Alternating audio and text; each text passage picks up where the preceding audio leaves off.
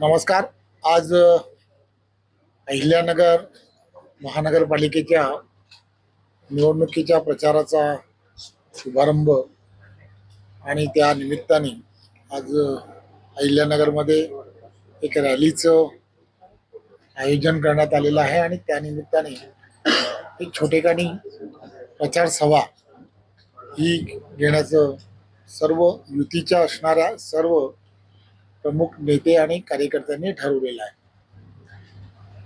आपल्याला सर्वांना माहीत आहे की देशाचे पंतप्रधान आदरणीय नरेंद्र मोदीजी यांच्या नेतृत्वामध्ये आणि महाराष्ट्राचे लोकप्रिय असे मुख्यमंत्री आदरणीय देवेंद्रजी यांच्या नेतृत्वामध्ये केंद्रात एनडीएचं सरकार आणि राज्यामध्ये महायुतीचं सरकार आहे. त्यामुळे सर्व शहरं, सर्व महानगरपालिका, या महानगरपालिकांमध्ये एक विचाराचं सरकार येणं हे अत्यंत गरजेचं आहे आणि त्या दृष्टिकोनातून सर्व ठिकाणी असा प्रयत्न आहे. सर्व प्रमुख नेते मंडळी जे आहेत, महायुतीतले नेते मंडळी आहेत, या ठिकाणी असणारे विखे पाटीलजी असतील, आमदार सम्राटजी असतील, ही सर्व मंडळी हा प्रयत्न करतात की हे शहर स्मार्ट बनवायचं आहे. या शहरामध्ये अत्याधुनिक अशा सर्व इन्फ्रास्ट्रक्चरला प्राधान्य कसं देता येऊ शकतं, यासाठी जास्तीत जास्त निधी केंद्र आणि राज्याच्या माध्यमातून आणता आला पाहिजे आणि त्यासाठी जास्तीत जास्त या भागामध्ये प्रयत्न करून उमेदवार जिंकून आणणं आणि युतीचाच महापौर करणं ही या सर्वांची असणारी अतिशय वेगळ्या पद्धतीची भावना ही तुम्हाला आम्हाला सर्वांना मोठ्या प्रमाणात दिसते. खरं तर या ठिकाणी महायुतीच होणार होती, परंतु काही टेक्निकल्स आणि काही बाबींमुळे अंतिम वेळेपर्यंत ते होऊ शकलं नाही. परंतु तरीसुद्धा या ठिकाणी राष्ट्रवादी, अजितदादा गट आणि भारतीय जनता पार्टी अशी दोघांमध्ये युती झालेली आहे आणि खात्री आहे की युतीचाच महापौर या ठिकाणी बसेल. सांगायचं 66 जागांपैकी 5 जागा बिनविरोध झाल्या, तर यापुढचं काय गणित राहणार?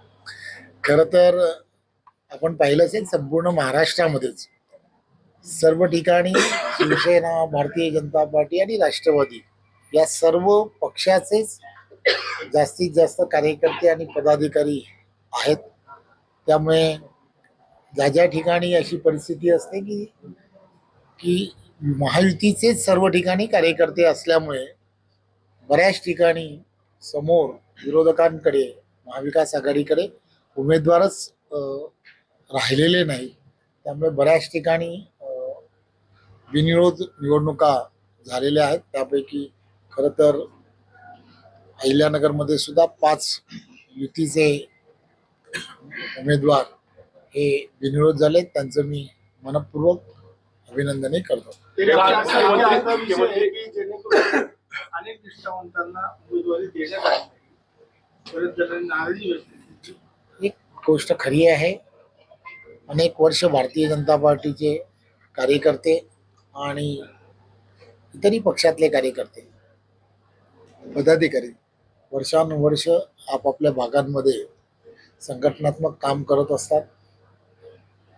या सर्व महानगरपालिकेच्या निवडणुकांमध्ये अपेक्षा अशा असतात की त्यांना उमेदवारी मिळाली पाहिजे.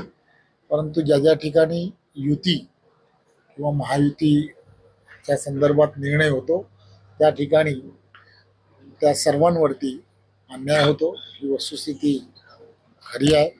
परंतु मी आणि आमचे संघटनात्मक सर्व पदाधिकारी त्यांची समजूत घालण्याचा प्रयत्न करत आहेत. आपल्याला माहिती आहे की केंद्र आणि राज्यामध्ये भारतीय जनता पार्टी ही सत्ता आहे, एनडीए आणि महायुतीची सत्ता आहे. त्यामुळे या ठिकाणी सुद्धा युतीचाच महापौर होणार आहे. त्यामुळे महानगरपालिकांमध्ये सुद्धा कुठेतरी त्यांना चांगली संधी देण्याच्या संदर्भामध्ये नक्की विचार हा करता येऊ शकतो. त्याचबरोबर जर त्यामधल्या असणाऱ्या काही मंडळींना येणाऱ्या काळामध्ये राज्यामध्ये असणाऱ्या अनेक संधी आहेत की ज्या ठिकाणी वेगवेगळी महामंडळं वगैरे अशी प्रलंबित यासाठीच ठेवली होती की येणाऱ्या काळामध्ये या स्थानिक स्वराज्य संस्थांच्या निवडणुका ज्यावेळेला पार पडतील त्यामुळे त्याच्यानंतरच्या काळामध्ये अशा काही नेते मंडळींना अशा काही पदाधिकाऱ्यांना त्या ठिकाणी सुद्धा आपल्याला संधी देते. अजित पवार यांनी जे वक्तव्य केलं होतं त्या वक्तव्यावर आपण मुख्यमंत्री तक्रार केली आहे. त्यानंतर शिवसेनेने तुमच्या पाठिंबा दिला आहे की महेंद्र दळवी यांनी सुद्धा तुमच्या वक्तव्याला पाठिंबा दिला आहे. काय नक्की तक्रार आहे, काय बोललं? मला ते माहित नाही काय बोलले ते. आरोप प्रत्यारोपानंतर अजित पवारांचे राष्ट्रवादीचे आमदार देखील आता रिंगणात उतरलेले आहे. कुठेतरी रवींद्र चव्हाण यांनी महायुतीचा धर्म पाळावा, व्यवस्थित बोलावा, असं कुठेतरी आता आमदार देखील प्रतिक्रिया देताना दिसत आहेत. एक गोष्ट लक्षात काय घेतली पाहिजे, उत्तराला प्रत्युत्तर होतं. तुम्ही कधी थोडस तपासून घ्या. आदल्या दिवशी ते काय म्हणाले, ते म्हणाले म्हणून मी ते म्हणालो.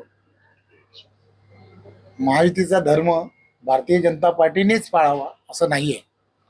त्यांनी तसं म्हटलं म्हणून त्याला तसं उत्तर दिलं. त्यांनी तसं म्हणू नये आम्ही बोलणार नाही. काल नारायण राणे साहेबांनी राजकारण- निवृत्तीचे संकेत दिलेले आहेत. सिंधुदुर्गमध्ये बोलताना ते म्हणजे राजकारणामध्ये कटकारस्थान होतं, त्यामुळे आज आम्ही अहिल्यानगर मधले अतिशय चांगलं युतीचं वातावरण आहे. त्यामुळे त्याच्या प्रचार रॅलीला मी आलेलो आहे. त्यामुळे ती प्रचार रॅली त्याला तुम्ही मला शुभेच्छा द्याव्यात असं मला वाटतं.